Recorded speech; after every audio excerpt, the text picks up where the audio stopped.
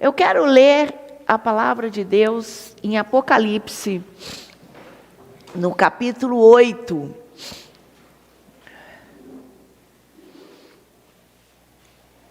Eu vou ler e nós vamos ver como é fantástico o Deus que nós servimos. Quando ele abriu o 7º selo, fez-se silêncio no céu por cerca de meia hora. Gente, era tão forte que o céu inteiro parou para saber o que estava escrito nesse selo. Amém? E vi os 7 anjos que estavam em pé diante de Deus, e lhes foram dadas 7 trombetas. O céu parado, os anjos ali diante do trono, e cada um com uma trombeta, 7 anjos e 7 trombetas. Veio outro anjo e pôs-se junto ao altar, tendo um incensário de ouro. Foi-lhe dado muito incenso, para oferecê-lo. Incensário, incenso. A palavra de Deus diz que o incenso, na Bíblia, tem a simbologia das nossas orações diante de Deus. Gente, a gente não pode usar incenso na nossa casa, tem muita coisa misturada, é perigoso, não precisa disso, amém? Mas as nossas orações são um incenso diante da presença de Deus. E diz, olha só, foi-lhe dado muito incenso. Muito incenso significa muita oração. Amém? Para oferecê-lo com as orações de todos os santos sobre o altar de ouro que está diante do trono. Vislumbra o trono de Deus. O Senhor sentado no trono, diante na presença de Deus. A Bíblia diz que existe um altar de ouro. E neste altar foi colocado o incensário, e do incensário saía palavras, palavras, palavras, orações na presença de Deus. A gente não tem noção quão importante é a nossa oração diante de Deus. A nossa oração, ela é levada pelos anjos. Às vezes eu oro assim, ministro: Senhor, que os teus anjos passeiem no nosso meio e recolham as orações. E essas orações sejam levadas lá no mundo espiritual e sejam colocadas diante do trono de Deus, na mesa de ouro. E o Senhor ouve. E o Senhor envia a resposta.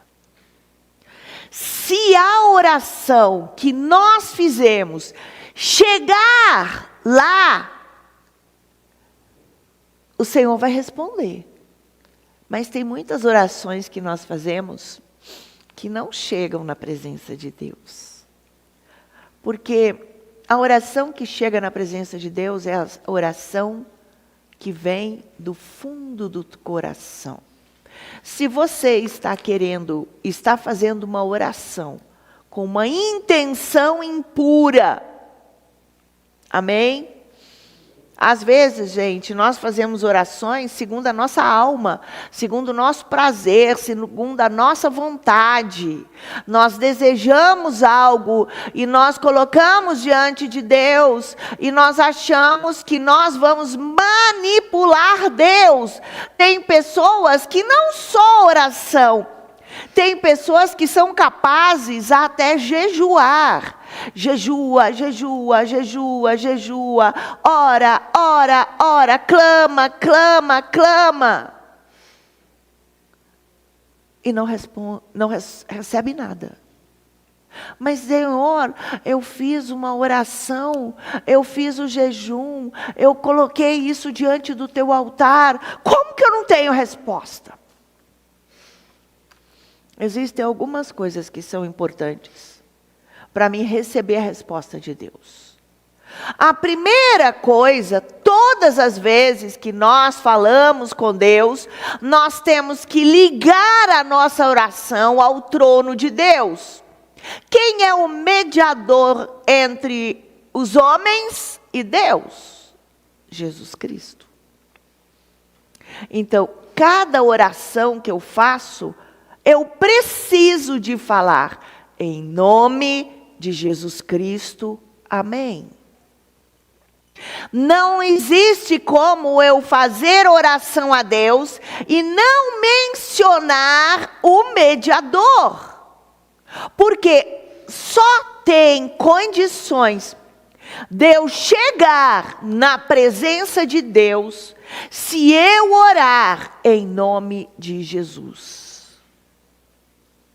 Isso, gente, é fundamento. É a mesma coisa, a gente ora, ora, ora, ora, ora, ora, e esquece de falar em nome de Jesus, aquilo vai ficar flutuando no ar e não vai atingir o objetivo. Não vai.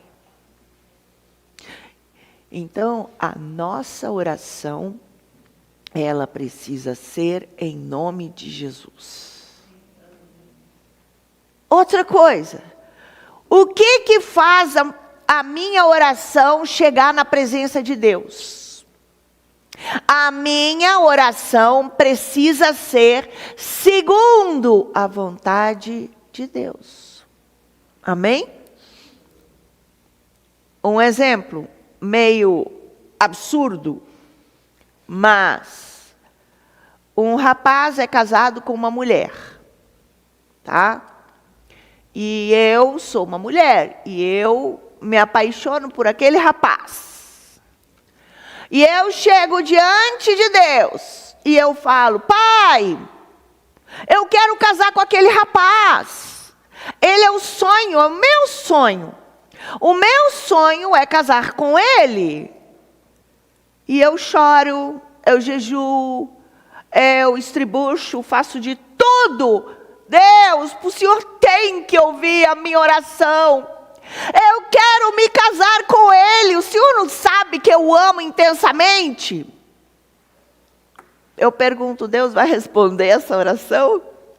Isso é oração feiticeira. Na verdade, isso é bruxaria. Por quê?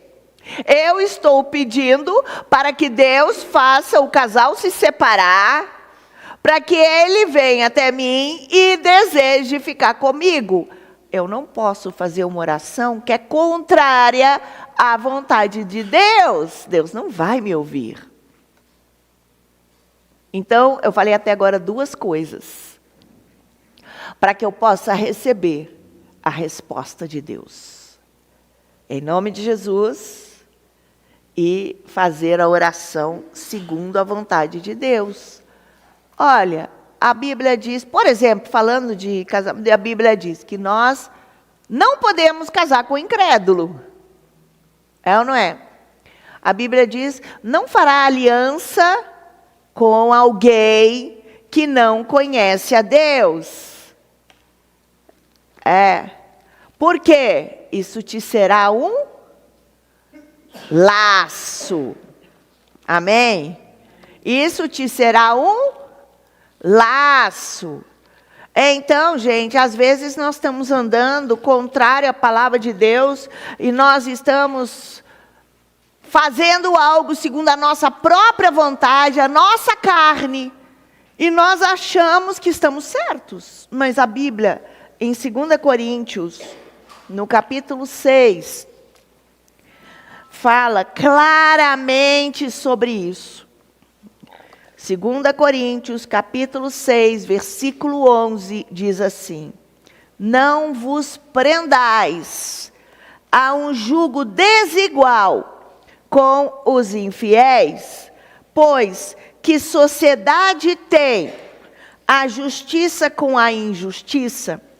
E que comunhão tem a luz com as trevas? E que concórdia há entre Cristo e Belial? Ou que parte tem o fiel com o infiel? Ou que consenso tem o templo de Deus com os ídolos? Olha, deixa eu explicar uma coisa. Todos os seres humanos louvam. Ou eu sou o templo de Deus, a Bíblia diz que depois que Jesus Cristo ressuscitou e a igreja foi criada, nós nos tornamos templo. Vós sois templo. Vós sois casa de Deus. Antigamente, no Velho Testamento, o templo era um tabernáculo, certo? Ali habitava a presença de Deus, mas a presença de Deus habitava no lugar santíssimo. Só no lugar santíssimo, aonde que ficava a Arca da Aliança. Ali o Espírito Santo morava.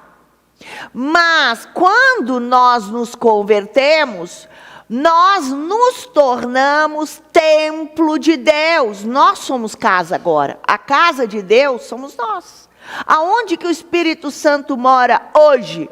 Dentro do servo de Deus, do que nasceu de novo.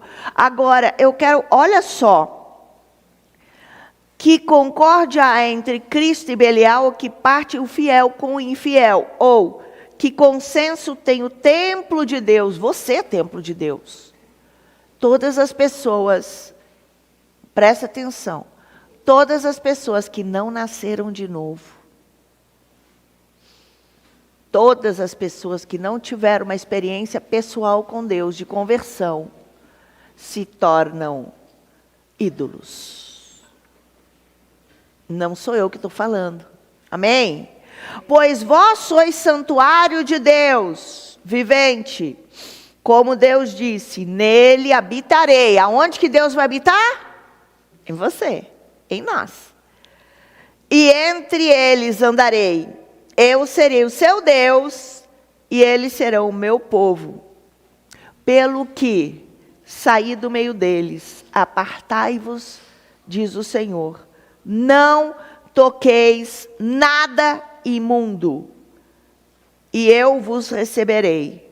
E serei para vós pai, e vós sereis para mim filhos e filhas, diz o Senhor Todo-Poderoso. É interessante. Eu estou falando de um assunto, mas eu não estou querendo falar desse assunto só. Eu estou querendo trazer tudo. A palavra de Deus diz, né, que nós não podemos ter aliança com os ídolos. Ídolos são pessoas que não conhecem a Deus. Eles têm deuses. Todo ser humano tem um Deus que serve. Ou você é nascido de novo e você é de Deus, ou você é um ídolo. Você adora algo que não é Deus. Então, quando eu vou orar, Deus, aqui eu falo, tem aquele casal, eu não posso pedir por ele, porque ele já é uma família. Deus nunca vai desmontar uma família para me responder a oração. Significa que Deus só responde a oração que for segundo a vontade de Deus. Deus não responde uma oração. Agora, o que as trevas fazem? Bruxaria. Eles fazem sacrifício, eles fazem pactos, eles derramam sangue de animais que foi proibido. Por que as trevas fazem bruxaria e derramam sangue? Sabe por quê? Porque eles querem neutralizar a obra de Jesus. Jesus, ele derramou uma vez por todas e para sempre o seu sangue, e nunca mais será derramado sangue. E o que o bruxo, o feiticeiro e aquele que é dos ídolos fazem? Derramam sangue. Para quê? Para declarar. É mentiroso o que Jesus disse. Jesus disse que derramou o seu sangue e foi uma vez por todas. Não, eu derramo sangue de bodes, de galinha, de bichos, para dizer, ainda precisa de derramar sangue, porque o sangue de Jesus não tem tanto poder assim. Eles derramam sangue. E quem que recebe o sangue dos animais e de tudo, até de gente, até sacrifício de criança? Quem derrama sangue? Os bruxos, aquele que não conhece a Deus. Isso se chama bruxaria. Para separar casal? Isso, separa. Se a pessoa não tiver ao Senhor, e se não tiver a cobertura de Deus na sua história e na sua vida, tá? Pode ser que a bruxaria vai pegar, como diz, e vai acontecer. O casal vai começar a brigar, vai dar problema, vai trair, um dos dois vai trair, vai acontecer um monte de coisa e aquele casamento vai ser desfeito. E aí você que foi no bruxo e pediu para fazer, pode ser até que você case com ele. É isso que você quer? Casar com ele? O diabo dá. Mas eu vou te dizer, vai, pede para o diabo o homem que você quer, só tem uma coisa, nunca vai ser feliz com ele. Nunca vai ser feliz. Aquilo que o diabo que deu para você não traz alegria.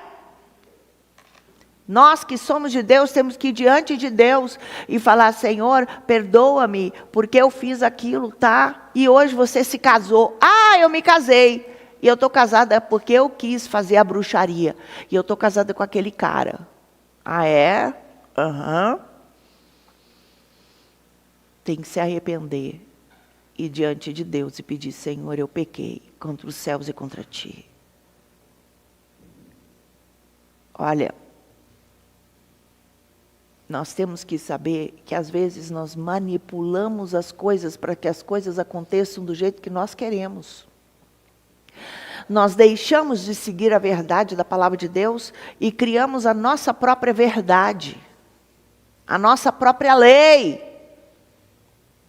Nós temos que arrepender do nosso coração dos conceitos. Se a Bíblia diz, não vos prendais é um jugo desigual com os infiéis. Se ele está dizendo, não existe namoro, nem noivado, nem casamento entre o incrédulo e um crente. Pode fazer o que tu quiser, mas vai vir carga, peso sobre a sua vida. Vocês estão me entendendo? E agora eu vou dizer uma coisa, não é só incrédulo. Eu tenho que ouvir a voz de Deus. Senhor, eu quero me casar com essa pessoa. E ele é o sonho da minha vida. Que maravilha. Aí eu te pergunto uma outra coisa. Foi Deus que colocou esse relacionamento? Foi Deus que fez com que os dois se encontrassem?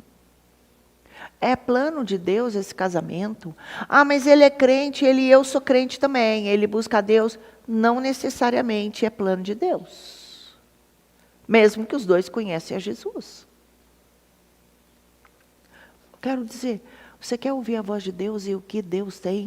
Primeiro, se você não estiver com Ele, uma moça e um rapaz, estiver com Ele, e você tem um chamado, e você tem um ministério, e ele não, o ministério que ele tem não diz respeito ao seu ministério, não vai casar, os dois, um vai matar o outro. E o relacionamento não vai ser o que Deus tem separado. Em nome de Jesus, nós temos que ir diante de Deus. Agora, quem já fez o errado, quem já está casado, porque cada caso é um caso. Se tem um caso, você vem conversar. Cada situação é uma situação. Sabe? Ah, mas já era casado, já tinha filhos, e foi tudo errado. Você tem que começar uma vida do zero. Senhor, eu pequei, eu desobedeci, está tudo errado, foi feito errado. Mas começa a construir. Porque o pecado, gente, quem vive no pecado, tudo está errado. Agora Deus começa a construir uma nova história. Já tem filhos? Então restaura. Os dois têm que buscar Deus. Ah, mas eu me converti e ele não se converteu. Eu nasci de novo, ele não nasceu de novo. Então não case. Se está juntado, vai e pede a Deus que Deus possa fazer com que aquela pessoa tenha uma experiência.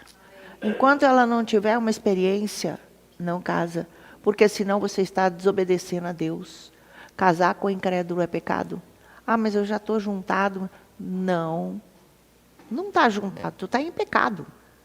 Estou há 20 anos casado. Você não está 20 anos casado, você está 20 anos em pecado. Você já imaginou quanta carga de 20 anos nas costas? De erro. Então, gente, são coisas que a gente tem que conhecer. Eu estou falando de um assunto, não é esse assunto. Eu quero dizer o seguinte, em qualquer área, eu preciso chegar diante da presença de Deus e colocar a minha vida. Para quê?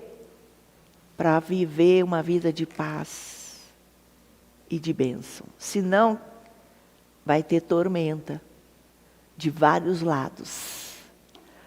Então aqui é ensinamento. Em nome de Jesus. Olha o versículo, capítulo 7.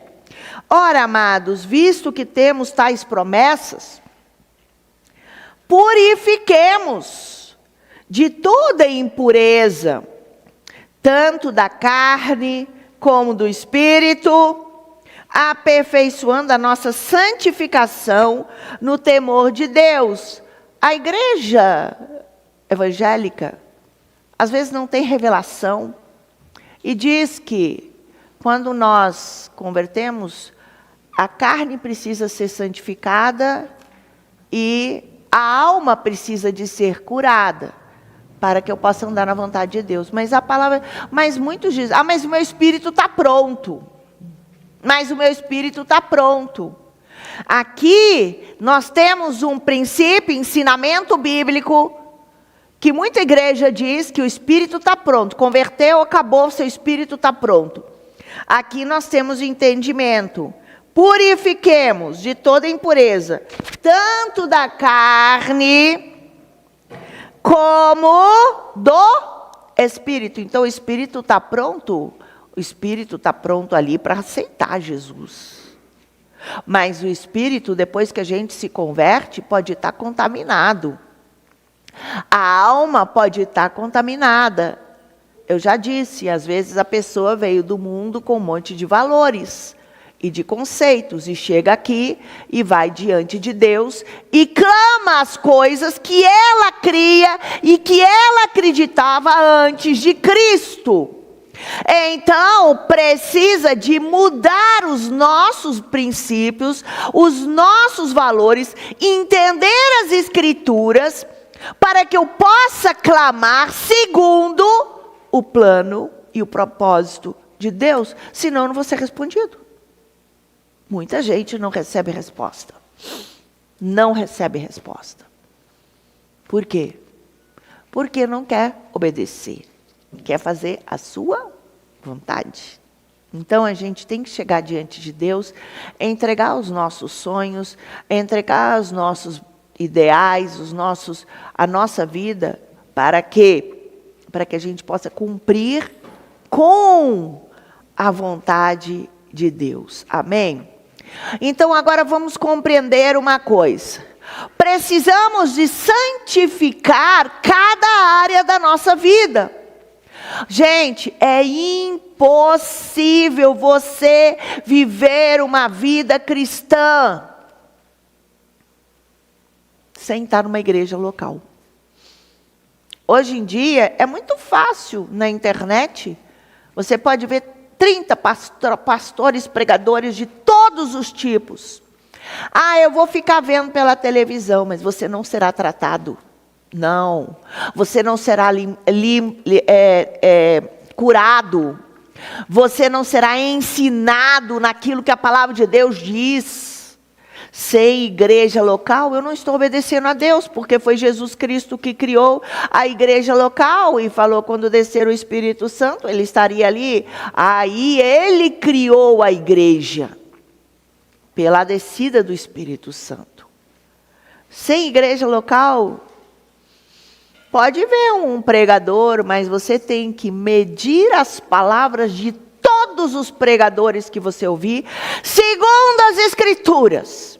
E segundo aquilo que você tem recebido do Senhor na sua igreja local. Porque tem muitos pregadores que vão falar coisas bonitas, mas que não vão levar o arrependimento e a mudança de vida. Sem arrependimento, não adianta. Eu posso pregar bonitinho aqui, mas se você não arrepender dos erros que você cometeu, Deus também não vai ouvir.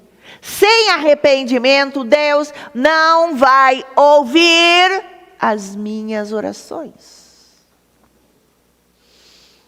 Eu preciso de andar na verdade e na vontade do Pai. Aleluia! Aleluia! Então, em nome de Jesus, vamos entender que existe templo de Deus e templo dos ídolos. Ah, mas é minha mãe, ela é a pessoa mais maravilhosa do mundo, ela sempre me amou, sempre cuidou de mim, sempre fez tudo de bom para mim. Tá, mas no momento que você se converteu, a tua mãe tem conceitos errados e ela pode manipular e atrapalhar a sua comunhão cristã. Você não pode mais ouvir a tua mãe se você se converteu dentro dos valores. Vocês estão entendendo que é mais sério do que a gente pode imaginar? E a palavra de Deus diz que nós temos que santificar. As primícias santificam tudo o que nós recebemos de Deus. Por que as primícias santificam tudo o que nós recebemos de Deus? Porque quando eu coloco Ele como primeiro e o mais importante, e eu não ponho o meu eu em primeiro lugar, eu ponho a vontade de Deus em primeiro lugar, existe o quê? Isso é primícia. Por quê? Eu vou trazer um texto em Lucas, capítulo 21, que a gente conhece de cor e salteado. 21, a partir do versículo 1, diz assim: olhando ele, viu os ricos lançarem as suas ofertas no gasofilácio. Gente, essa caixinha aqui que a gente põe o dízimo se chama gasofilácio. Amém? Viu também uma viúva pobre lançar ali 2 moedas pequenas. Os ricos lançavam suas ofertas. E uma viúva, gente, uma viúva não tem marido, não tem renda, tá? Lançou 2 moedas. E, em verdade, e disse Jesus, em verdade vos digo que esta viúva pobre deu mais do que todos. Agora vamos entender. Eu sempre falei isso na igreja. Eu não estou preocupada que tenha empresários que vão trazer dinheiro e que as ofertas sejam super grandes. E se uma pessoa trouxer uma grande oferta, mas eu vou orar por ela, eu vou abençoar, eu vou pôr ela num cargo na igreja, porque ela trouxe uma grande oferta, aquela pessoa, porque ela é uma empresário.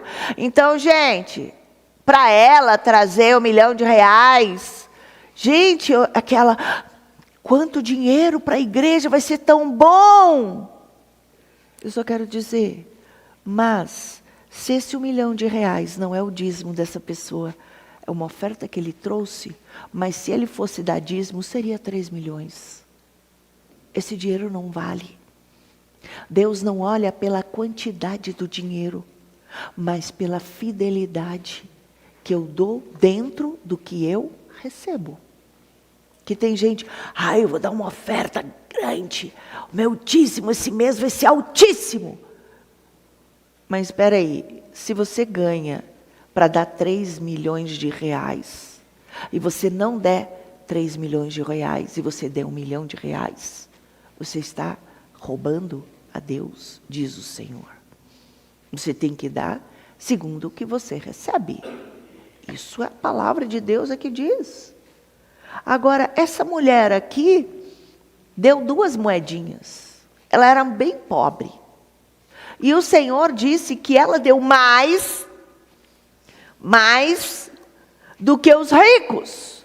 Porque os ricos não deram o que deveriam dar.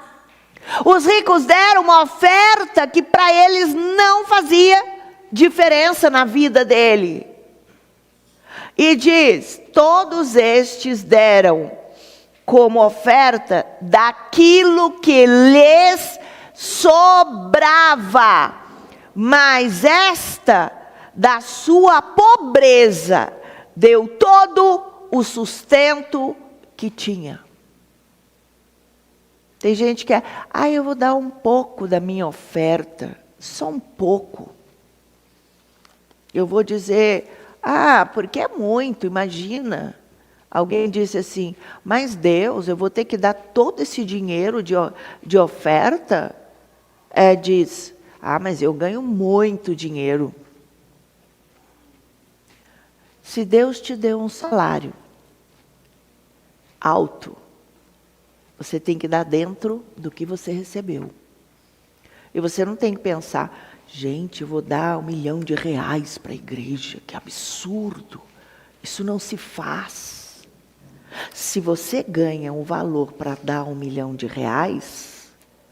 é porque Deus te abençoou para você ter um salário desse tamanho. Gente, é princípio. É princípio.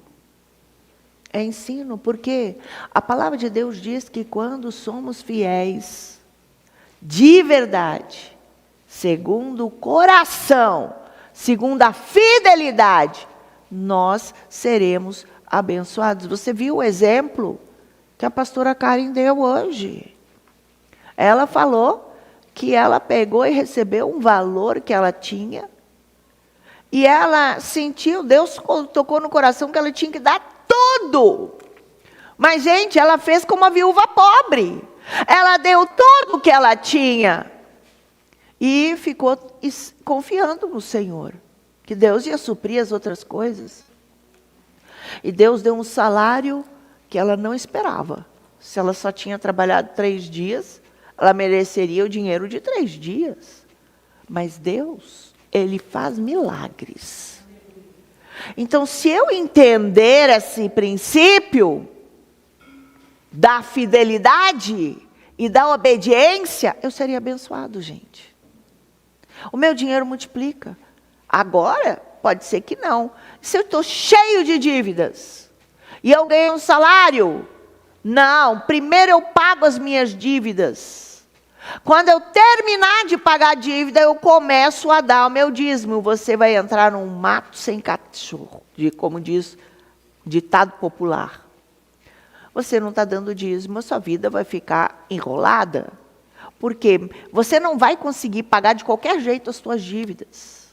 Mas se você for fiel e trouxer no altar, segundo aquilo que Deus te deu, você não vai pagar as contas todas, alguma conta, mas a tua fidelidade vai na presença do Senhor.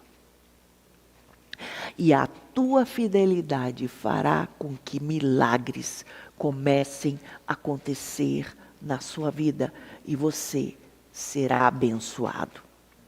A palavra de Deus diz que Ele cuida de nós. A palavra de Deus diz que Ele traz aquilo que é necessário para me suprir. Ele diz, não andeis preocupados com aquilo que deveis vestir ou comer ou outras coisas, porque Deus vai suprir você. Mas Deus vai suprir você se você for fiel à lei, à palavra. Amém? Então, Jesus apreciou a atitude de adoração da viúva pobre.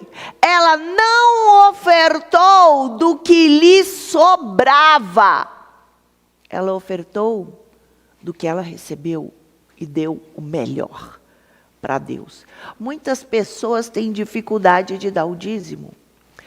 Têm dificuldade porque estão aprisionados no espírito do mamon desse mundo. Não compreenderam ainda. A mamon é o espírito da... são pessoas que querem muito dinheiro, que querem muito poder, que querem isso, querem... sabe? O Senhor quer que nós sejamos fiéis. Independente se eu ficar até sem o que comer.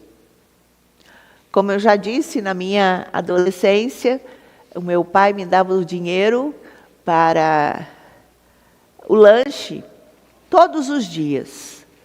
O valor exato para comprar algo para comer e para tomar, para beber, ou um suco, ou um refrigerante, alguma coisa. Todo dia eu ganhava aquele valor que é exato, que era o valor para me comprar o meu lanche na escola.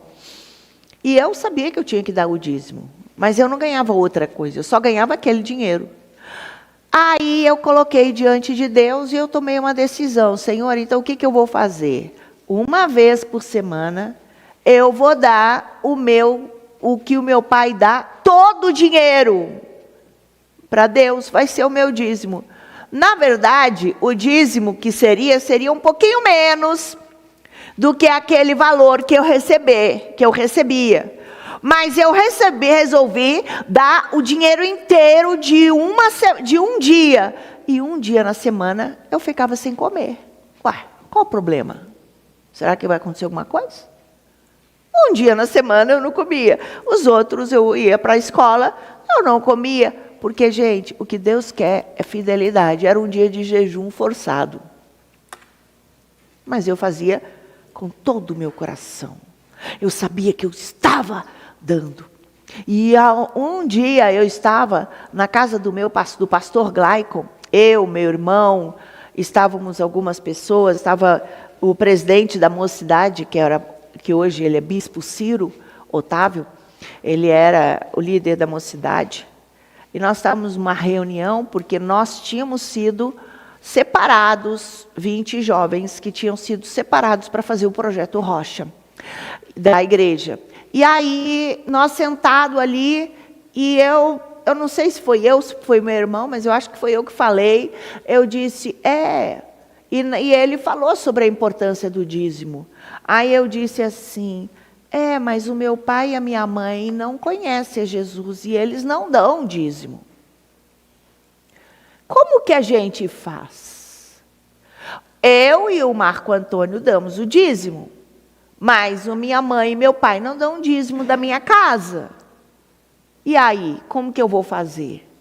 Aí o pastor Ciro, ele era nada. Era líder da mocidade, não era nem pastor, nem era nada. Aí ele virou e disse assim, por causa da fidelidade sua e do seu irmão, a sua casa será abençoada, porque os seus pais não conhecem a Deus. É isso que aquele que é servo de Deus dentro do lar, ele vai fazer a diferença no lar. Sabe? Eu não posso esperar que o meu pai, que nem conhece a Deus, que nem é convertido, vai trazer o dízimo na igreja.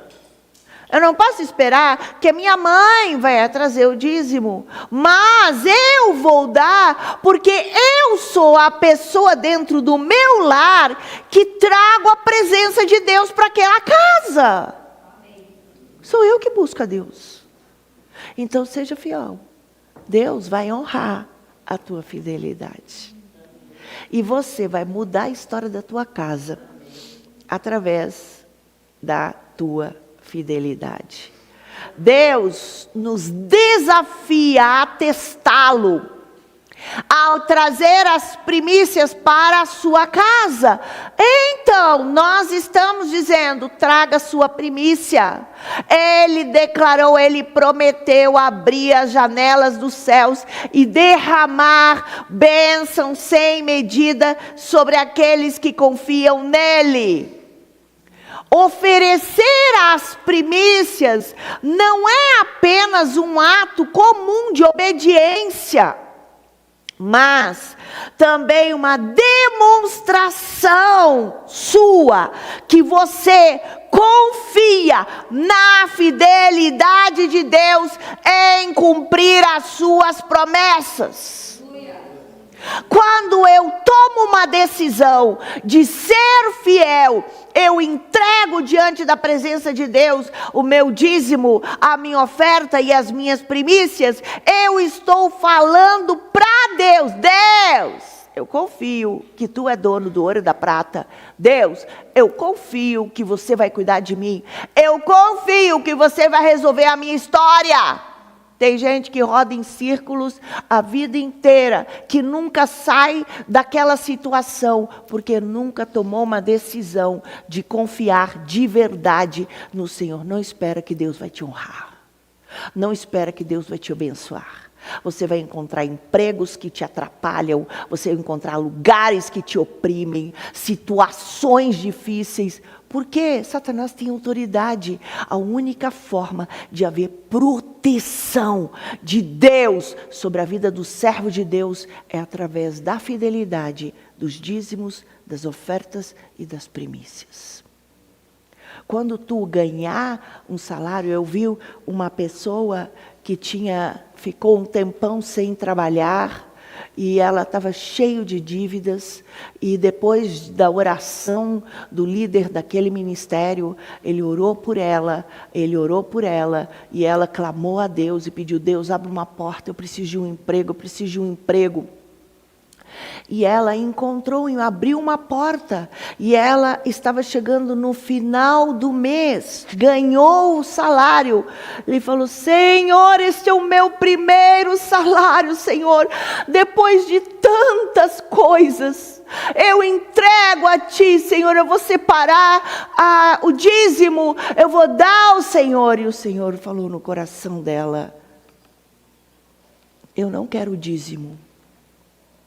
Eu não quero o dízimo desse dinheiro. Eu te dei. Eu quero que tu entregue o salário inteiro para o líder, era o pastor daquela igreja, para o pastor como oferta. Para o pastor, nem é para a igreja. Você vai entregar. Ela disse, Senhor, o Senhor está me pedindo. Eu vou obedecer.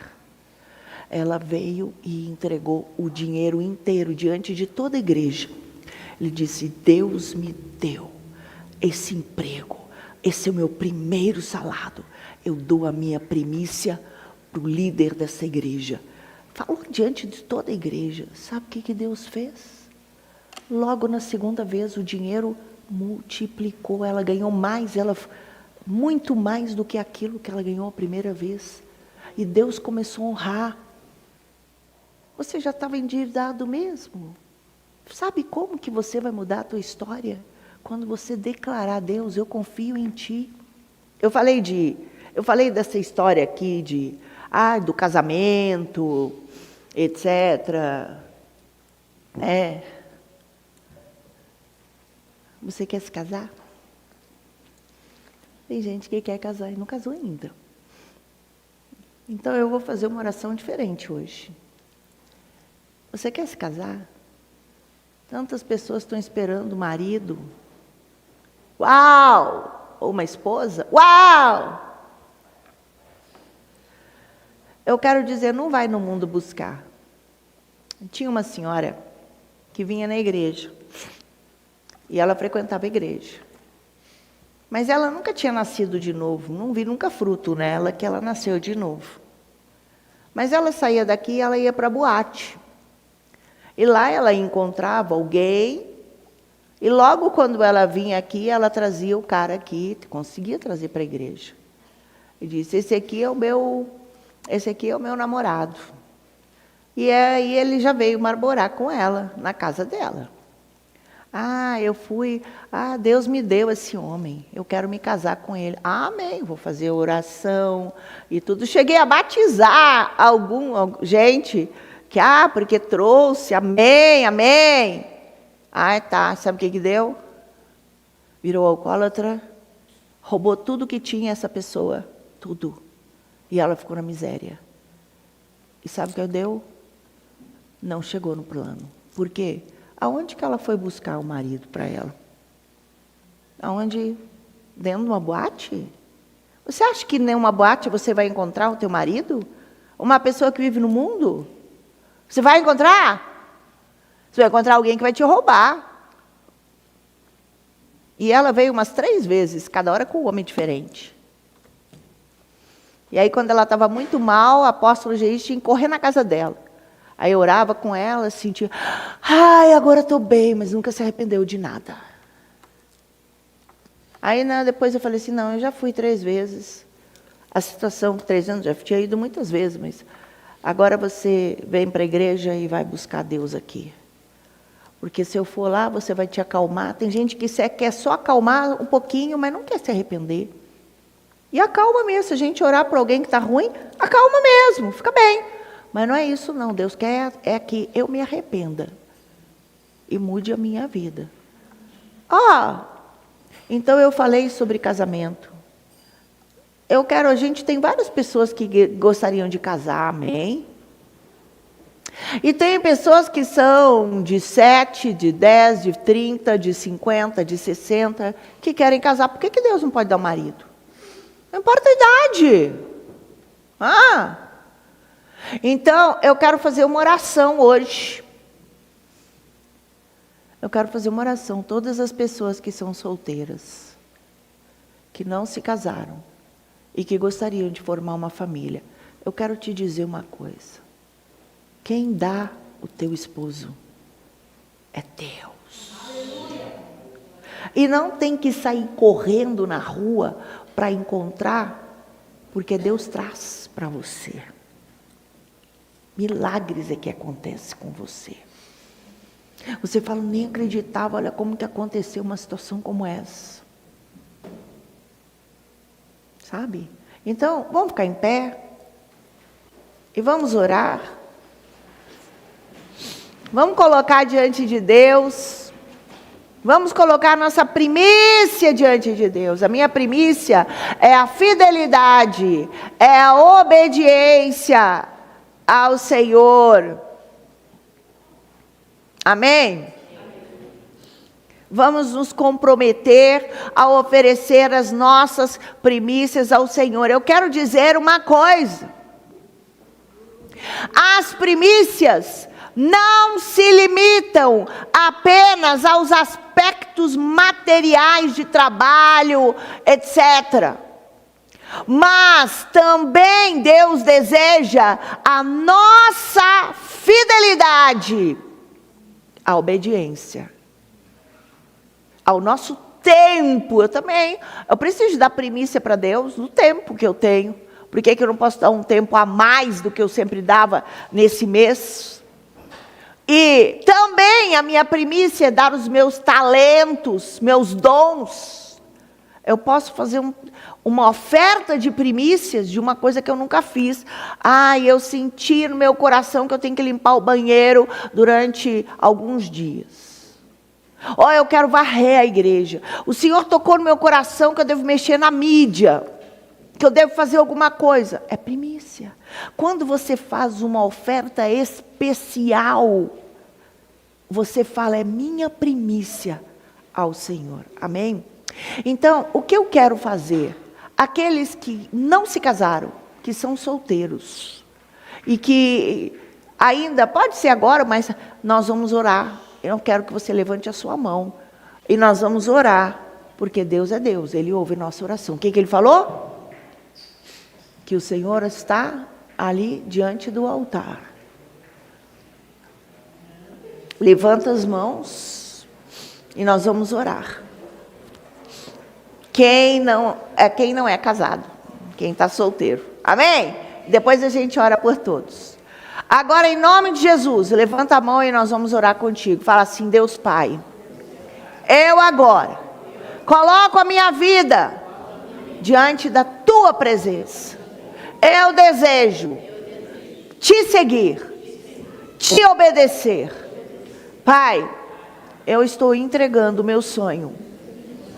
Eu estou entregando o meu futuro diante da tua presença. Eu quero cumprir com o que o Senhor tem para mim. Por isso, meu Deus, prepara a pessoa certa para eu formar uma família. E me traz ela.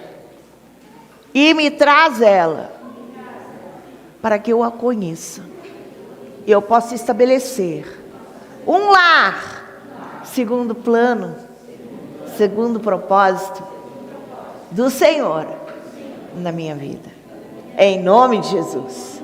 Agora todos levantam a mão. Pai, em nome de Jesus, eu te agradeço pela tua igreja. Em nome de Jesus, aqui, Deus, tem famílias, tem casais. Eu quero declarar que as bênçãos do Senhor estejam do ano de 2025. Será um ano de vitória, um ano de bênção, um ano de restituição, de relacionamento, em nome de Jesus, de unidade, de paz, em nome de Jesus. Eu declaro agora que eu repreendo a toda obra de bruxaria, de feitiçaria, que é contra a vida de cada pessoa que já é casada. Agora eu repreendo toda obra de bruxaria e de feitiçaria sobre aquele que não é casado. As armadilhas sejam desfeitas, as obras das trevas sobre cada vida. Pai, a tua igreja aqui deseja obedecer ao Senhor. Por isso, abençoa a vida de cada um, em nome do Pai, do Filho, do Espírito Santo.